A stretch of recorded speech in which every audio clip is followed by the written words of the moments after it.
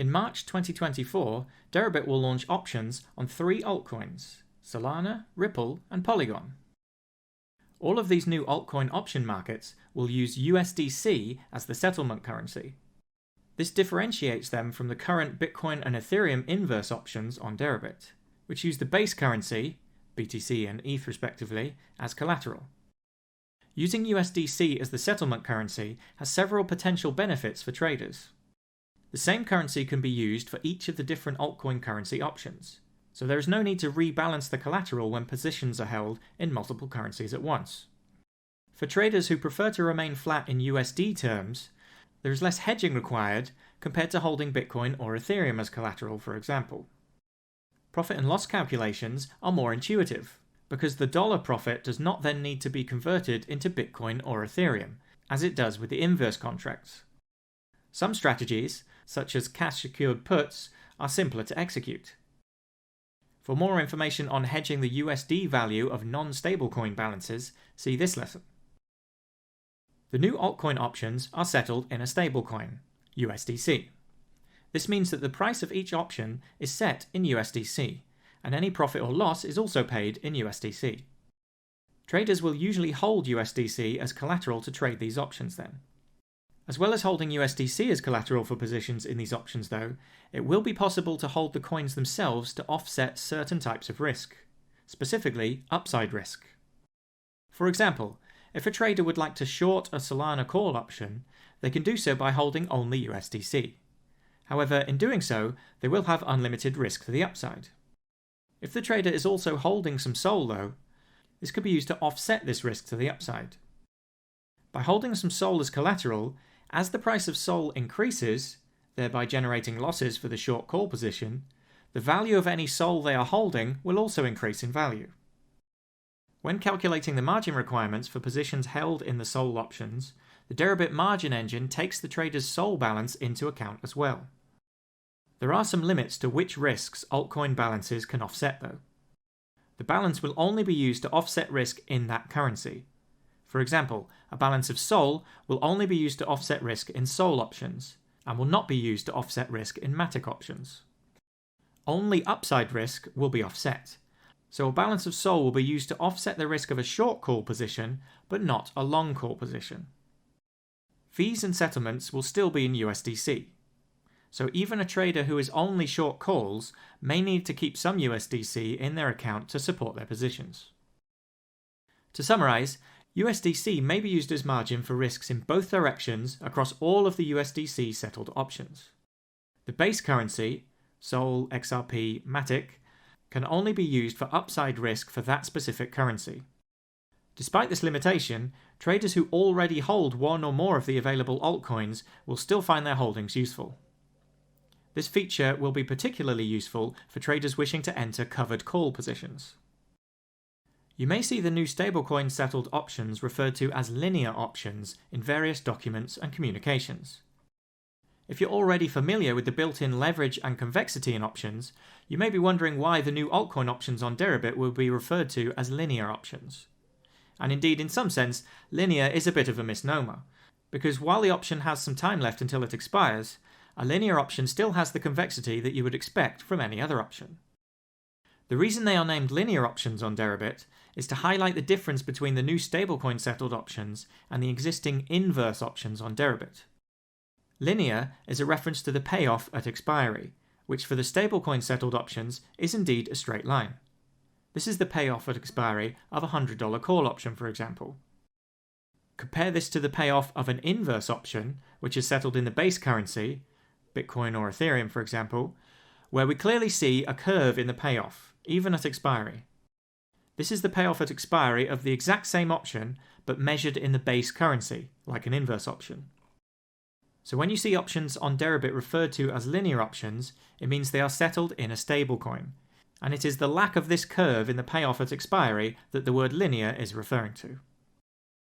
The inverse options on Deribit have retained a 1-to-1 ratio between the position size and the notional size of the underlying, meaning a position size of 2 Bitcoin options represents a 2 Bitcoin notional size, and a position size of 10 ETH options represents a 10 ETH notional size. In other words, the contract multipliers are 1. With the new linear options, larger contract multipliers have been introduced to take account of the much lower price per coin for the newly added cryptocurrencies. Contract multipliers will already be familiar to traders of options in traditional markets, where a single option usually represents 100 shares of the underlying stock. The contract multipliers of the newly launched coins are the following. Sol is 10, XRP is 1000, and MATIC is 1000. With these contract multipliers in mind, let's work through a couple of profit and loss calculation examples. Imagine we are bullish on the price of Sol, and we want to buy a call option to express that view. The current price of Sol is $110, and we buy a call option with a strike price of $130 that expires in 30 days. The price of the option we see in the option chain is $4, and this is the price per Sol. It's important to remember that the contract multiplier for Sol options on Deribit is 10, so one option represents 10 Sol, and therefore the total amount we pay is also multiplied by 10. This means we pay $40 in total for our Sol call option. This is a chart of the potential profit of our position at expiry. If the price of Sol is below our strike price of $130 at expiry, we will of course lose all of the premium we paid for the call, which is $4 per Sol, or $40 in total. If the price is above the strike price at expiry though, the call option will be worth $10 for every $1 above the strike price the underlying price is. To calculate the total profit, we can calculate the profit per Sol and then multiply by the contract multiplier. For example, if the underlying price is $150 at expiry, our call option will be worth $20, 150 minus 130, per Sol. We can then subtract the price we paid of $4 per Sol and then multiply by the contract multiplier of 10. This gives us a total profit of 150 minus 130 minus 4, all multiplied by 10, which equals $160. Alternatively, we could use the total value of the option at expiry, $200, and subtract the total amount we paid for the option, $40. This gives us the same total profit of $200 minus $40 equals $160. Imagine we are bearish on the price of MATIC, and we want to buy a put option to express that view. The current price of MATIC is 50 cents, and we buy a put option with a strike price of 45 cents that expires in 30 days. The price of the option we see in the option chain is 3 cents. The contract multiplier for MATIC options on Deribit is 1000, so one option represents 1000 MATIC, and therefore the total amount we pay is also multiplied by 1000. This means we pay $30 in total for our MATIC put option. This is a chart of the potential profit of our position at expiry. If the price of MATIC is above our strike price of 45 cents at expiry, we will of course lose all of the premium we paid for the put, which is 3 cents per MATIC or $30 in total. If the price is below the strike price at expiry though, the put option will be worth $10 for every 1 cent below the strike price that the underlying price is, because 1 cent multiplied by 1000 equals $10. To calculate the total profit, we can calculate the profit per MATIC and then multiply by the contract multiplier. For example, if the underlying price is 35 cents at expiry, our put option will be worth 10 cents, 45 minus 35, per MATIC. We can then subtract the price we paid of 3 cents per MATIC and then multiply by the contract multiplier of 1000. This gives a total profit of 45 cents minus 35 cents minus 3 cents, all multiplied by 1000 to give $70. Alternatively, we could use the total value of the option at expiry, $100, and subtract the total amount we paid for the option, $30. This gives us the same total profit of 100 minus 30, which equals $70. As Deribit continues to add support for new currencies, it is important to be aware of which tokens and chains are accepted as deposit into each type of address.